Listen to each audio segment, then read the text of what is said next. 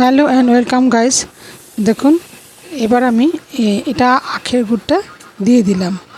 এতে সামান্য একটু নুন দেবো। দেখুন কি তৈরি করছি, দারুণ ভালো একটা রেসিপি। আশা করি আপনাদের খুব ভালোই লাগবে। এটা একটা অসময়ে যে কোনো সময় খাওয়ার জন্য টুকটাক কিছু খেতে ইচ্ছে করে তখন খাওয়াই যায়।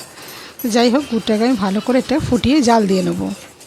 নিয়ে এবার আমি দেখুন আমার কত সুন্দর হয়ে যাচ্ছে।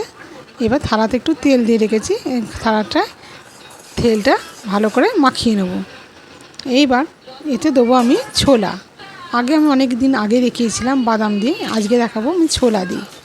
এবার ছোলাগুলোকে দিয়ে দেবো, দিয়ে এর সঙ্গে ভালো করে নাড়াচাড়া করে নেব। এবার নাড়াচাড়া ভালো করে নাড়তে হবে, পাকটা তৈরি হওয়া অবধি এটা সেরকমভাবে নাড়তে হবে। এবার ভালো করে বেশ অনেকক্ষণ ধরে নাড়াচাড়া করে এমনভাবে করতে হবে যেন একটা চটচটে ভাব চলে আসে। তো ততক্ষণ পর্যন্ত এটাকে নাড়তে হবে। দারুণ একটা রেসিপি। যদি আপনাদের ভালো লেগে থাকে চ্যানেলটা সাবস্ক্রাইব করুন, পাশে থাকবেন, লাইক কমেন্ট করতে ভুলবেন না। দেখুন আপনাদের অনেক রিকোয়েস্ট করছে, আপনাদের সহযোগিতা একান্ত কাম্য। আপনারা যদি আমার পাশে থাকেন নিশ্চয়ই আরও নিত্য নতুন রেসিপি দেখাতে পারবো, এইটুকুনি আমি আশা রাখি। তা যাই হোক, এটা আমার প্রায় হয়ে এসছে। এবার গ্যাসটাকে অফ করে দিয়ে থালাটায় তেল মাখিয়ে নিয়েছি। এবার থালাটায় ঢেলে দেবো, দিয়ে এবার আমি এতে ঢেলে দেবো সম্পূর্ণটা। নিয়ে ভালো করে চালিয়ে নেব। নিয়ে তারপর মিনিট 5 পর এটাকে আমি দেখাবো কেটে।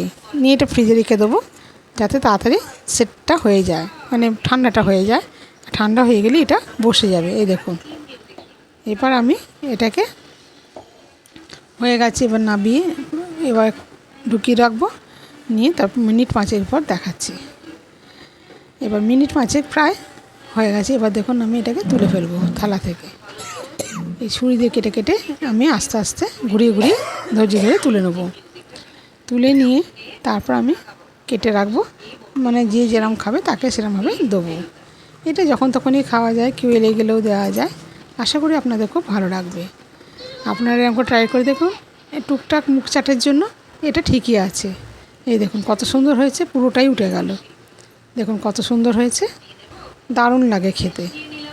আপনাদের নিশ্চয়ই ভালো লাগবে। যদি সম্পূর্ণ ভিডিওটা দেখে থাকেন তাহলে বুঝতেই পারবেন, আর স্কিপ করে চলে যাবেন না। এটাই আপনাদের কাছে আমার অনুরোধ বলুন। তা আপনারা যদি আমায় সহযোগিতা করেন, আশা করি আরও সুন্দর সুন্দর রেসিপি আপনাদের দেখাবার উৎসাহিত হব। এই ছিল আমার আজকে রেসিপি। কেমন লাগলো